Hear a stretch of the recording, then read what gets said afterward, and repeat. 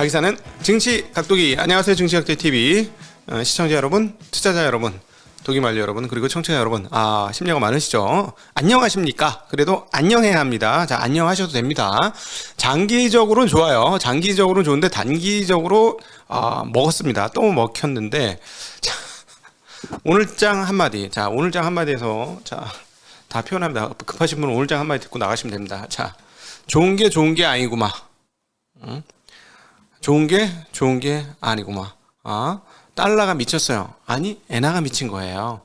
달러가 미쳤어요? 아니요, 엔화가 미친 거예요. 자, 오늘 이 두 가지로 다 오늘 시장이 요약이 됩니다. 경기 관련 지표들이 발표됐어요. 비제조업, 그러니까 서비스업 지표들이 발표됐습니다. 약간 엇갈리긴 했는데 S&P 글로벌하고 ISM. 근데 ISM이 워낙 많은 데이터를 지금 발표를 했는데 대체로 좋았습니다. 괜찮았어요. 그리고 확장적 분위기를 그대로 보여줬습니다. 그러니까 지표가 좋으니까 어떻게 됩니까? 지표가 좋으면 연준은 무슨 행동을 할까요? 자, 그 생각을 하죠. 시장은 지표가 좋네, 경기가 안 나쁘네. 경기가 나빠야 되는데 경기가 좋으네. 자, 이게 우리가 어제 중독이지. 유동성에 중독되어 있어요. 유동성이 빠져나갈 것 같으니까 이제 시장이 팍팍 쪼는 거예요. 경기가 좋아도 좋아. 경기가 좋다는 건 무슨 말인가요? 기업의 실적도 나쁘지 않을 수 있다 라는 얘기잖아요. 경기가 좋다는 거는. 근데 물론 이제 미래는 꺾일 거야, 뭐 이런 생각을 하는 거지. 이제 금리가 높아지고 하면 좀 복잡한데, 그럼에도 불구하고 오늘은 어떤 게 압도적이냐. 경기가 되게 좋았더니 연준의 행동이 이거지. 연준이 그대로 행동하겠네. 저 욕한 거 아닙니다. 오해하지 마세요. 저 그렇게 욕하는 사람 아닙니다. 자, 네.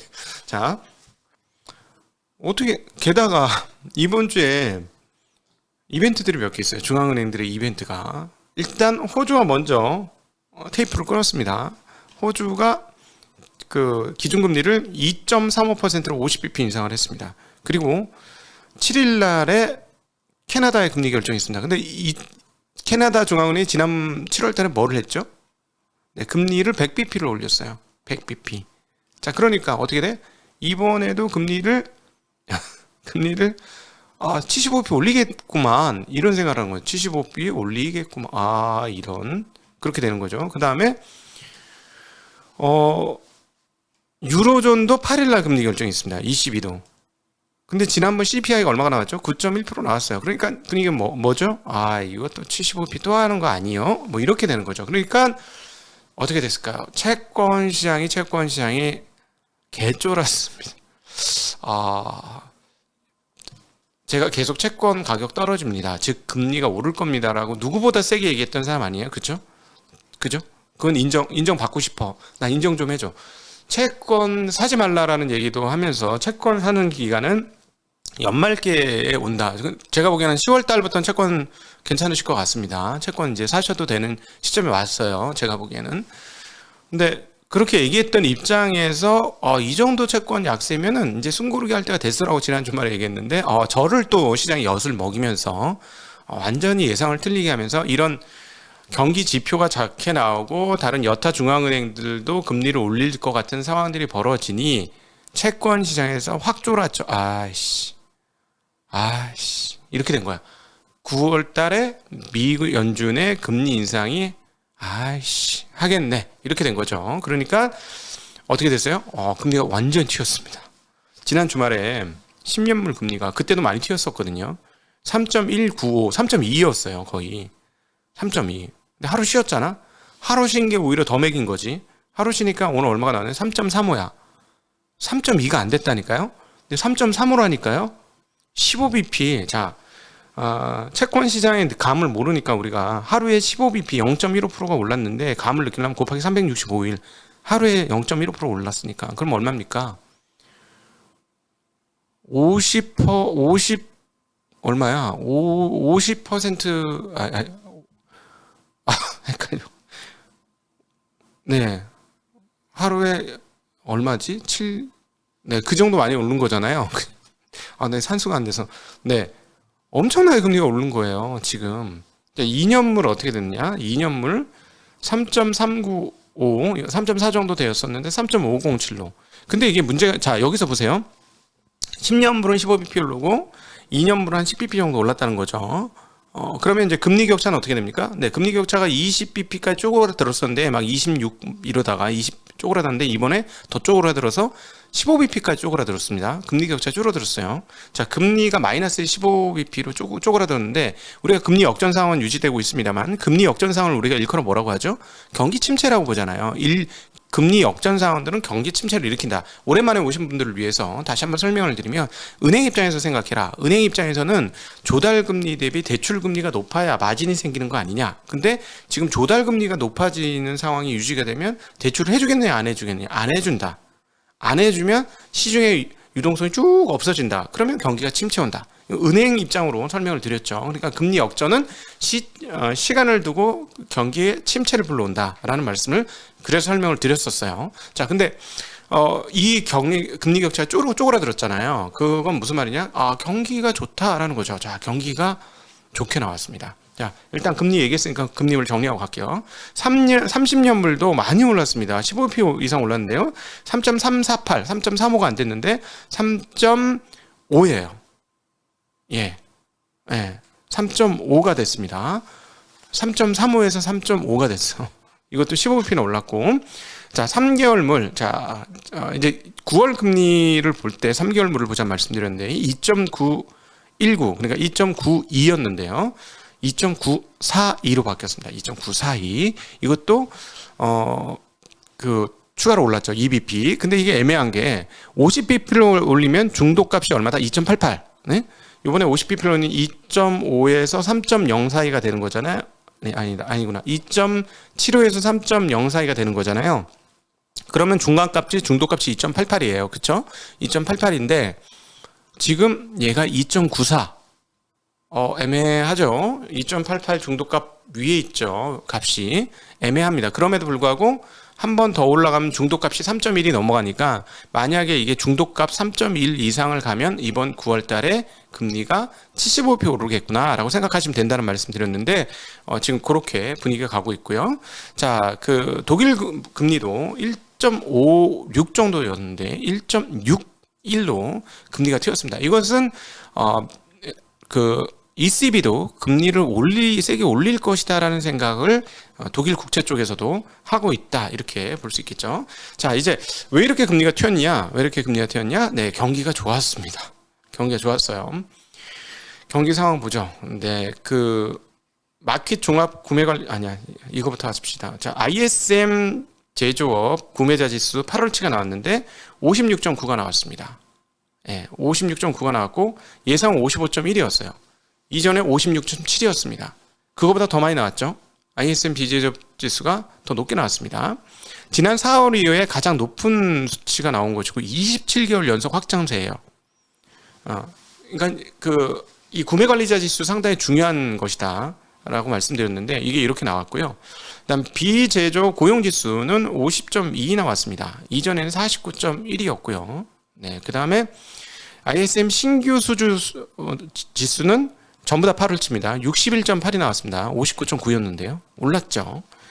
비제조업 물가지수는 72.3에서 71.5로 물가지수는 오히려 좀 빠졌고 기업활동지수 나왔어요. 서비스 기업활동지수는 59.9에서 60.9로 나왔습니다.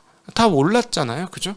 그 다음 컨퍼런스 보도에서 고용 동향 지수가 나왔는데 118.2에서 119.06으로 얘도 조금씩 올랐습니다. 단 S&P 글로벌의 서비스 구매관리자 지수 8월치는 이전에 47.3에서 43.7로 뚝 떨어졌습니다. 예. 그러니까 얘는 좀 빠졌는데 ISM에서 발표된 모든 서비스 관련 지표들이 다 위를 향해서 올라가는 일들이 발생했고요. 마켓 종합 구매관리자 지수 8월치는 47.7에서 44.6으로 얘도 좀 떨어지면서 발표를 했습니다. 어쨌든 종합적으로 보면 비제조업 서비스업 관련 지표들이 별로 떨어지지 않았고 심지어 27개월 연속 확장세를 보여주는 지표들이 발표가 되었다라는 점, 이런 부분들이 미국 경기가 살아있다라는 점을 시장에 인지시켜 주었고, 그래서 시장은, 특별히 채권 시장은 이렇게 되면 미국의 금리 인상 폭이 50bp 아니라 75bp가 될 확률이 있겠구나라는데 마음이 가면서 채권 시장이 금리 급등, 가격 급락을 맞이하게 되었습니다. 자, 그러니까 그 채권 금리가 이렇게 튀니까 어떻게 됐을까요? 네, 채권 금리가 튀면 달러 값은 가는 거죠. 달러 값이 갔습니다. 그래서 110을 돌파하면서 110.24까지 되었고요. 유로 달러가 약세인 거죠. 유로 달러 0.9906으로 약세를 갔습니다. 0.9930이었는데요. 장중에는 0.99가 깨졌었죠. 0.9863까지도 0.9863달러까지도 유로화가 약세를 보여주는 흐름 갔는데 엔화는 미쳤지. 하루 쉬고 돌리니까 140.58에서 142.78로 2.2엔이 약세로 환율이 올랐습니다. 와, 98년 8월 이후 24년 내 최저치를 갱신하고 있고요. 올해 들어서만 달러화에 대해서 무려 24%의 가치 폭락이 있었습니다. 일본 엔화는요. 네, YCC 하고 있죠. 네, 일드 커브 컨트롤, 장기 금리를 찍어 눌러서 금리를 낮추는 인위적인 정책을 지금 취하고 있죠. 이렇게 되면 150엔 못 가리라는 법이 없는 거죠. 자, 그러니까 아시아 통화는 일본 엔화와 중국 위안이 힘겨루기를 하면서 서로 약세 힘겨루기를 하고 있는데 그렇게 되면 한국 원화도 같이 가니까 근데 이미 한국은 어제 이미 맛을 봤어요. 1378원 51전. 예, 어제 1370원 수준이었는데 더 올랐고요. 위안화가 미쳤습니다. 6.9427에서 6.97로 예, 얘도 엄청나게 약세로 돌았죠. 어제 발표를 했잖아요. 그저께 지급 준비율, 외화 지급 준비율을 다음 달 15일부터 기존 8%에서 6%로 하향한다, 하향 조정한다고 발표를 했는데도 불구하고 예, 계속 위안이 약세입니다. 이거는 서로 엔과 위안이 같이 엮여 있고 여기에 한국 원화도 피할 방법은 없다. 그래서 같이 약세이다. 그나마 경제 위기라고 보기에는 조금 아닌데 계속 이 일이 어떤 일을 이제 풍선 효과처럼 터뜨릴지는 우리가 앞으로 잘 보셔야 되는 대목이 되겠습니다. 자, 반면에 경기가 좋다 그랬잖아요. 경기가 좋으면 연착륙이 가능할 수 있다는 얘기잖아요. 경기가 살아있고 금리를 올려서 인플레만 잡으면 되는 거잖아요. 경기가 살아있는데 인플레를 잡으면 그야말로 골디락스 되는 거 아닙니까? 그런 상황인데 일단 단기적으로는 채권 시장 그 가격을 반영을 안 하고 있죠. 금리를 올릴 거를 반영을 덜 하고 있었던 상황이기 때문에. 왜냐하면 경기 침체가 오면 연준은 행동하지 못할 것이다 라고 했는데 경기 침체가 올 거라고 생각했던 그 가정 기반이 오늘 깨진 거예요. 채권 시장 입장에서는. 그 가정 기반이 깨지니까 경기가 생각보다 좋으니까 연준의 금리 인상이 그대로 행동이 진행될 것이고 그래서 이제 채권 시장이 먹은 거죠. 이렇게 됐는데 여기에 대해서 이제 골드만삭스는 뭐라고 얘기를 하냐면 연준이 미국 경제를 연착륙시킬 수 있다라는 낙관적인 견해를 폈다고 연합인포맥스에서 전달하고 있습니다. 왜 이렇게 얘기를 했냐면 연착륙에 필요한 그 추세를 밑도는 성장세. 네, 그러니까 너무 성장세가 나오면 뜨겁다니까 인플레이션도 많이 날 테니까요. 그다음 신규 고용 둔화와 실업률의 완만한 상승이 나타나고 있고 인플레이션은 상당히 빠르게 내려가고 있다. 이런 것들이 엮이면서 연준이 시장을 연착륙시킬 수 있을 것이다 라고 골드만삭스에서 얘기를 했는데 오늘 주식시장은 일단 단기적으로는 금리를 올릴 것이다. 그리고 만약에 이번에 금리를 올리게 되면 여기서 만약에 인플레이션이 확실히 잡히면 그러면 골드만삭스가 한 얘기가 맞아 들어갈 수도 있죠. 맞아 들어갈 수도 있습니다. 그러니까 이번에 금리를 올리고 진짜로 인플레이션이 뚝 떨어지면 그 다음 연말 기준으로 보면 한두 번 더 올리고 나면 더 이상 금리를 안 올리겠죠. 그러면 연착륙이 가능할 수 있습니다. 그러나 하나 기억하셔야 될 게 연준 블러드 이사 등이 얘기하는 블러드 총재들이 얘기하는 4%를 과연 견딜 수 있을까 잘 모르겠어요. 지금 우리가 이게 약간 오랜만에 와본 길이에요. 몇십 년 만에 와본 길이라 누구도 정확히 판단을 못 하는데 만약 금리를 4% 했는데도 경기가 깨지지 않는다. 그러면 뭐 골디락스 비슷한 거 되면서 연착륙 가능해지는 거죠. 그럼 인플레이션 죽겠지. 인플레이션. 근데 이제 경기가 또 너무 뜨거우면 인플레이션 죽을 리가 없으니까. 그 약간 애매한 그 지금 지점이 있어요.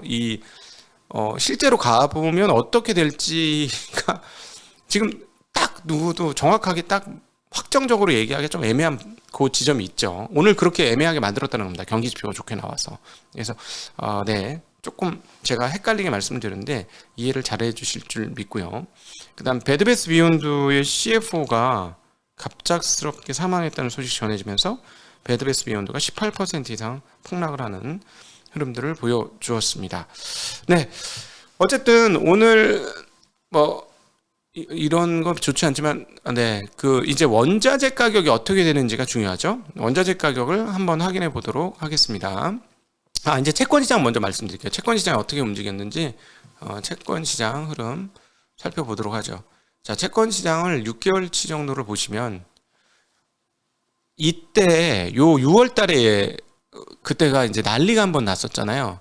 난리가 한번 나면서 채권이 패닉 셀이 있었습니다. 그러면서 금리가 급등했던 때가 요때가 한 번 있었는데 지금 그 근처까지 왔습니다. 근데 지난번에 말씀드리기 이때는 보시면은 이게 갑자기 평 솟은 거는 패닉이에요.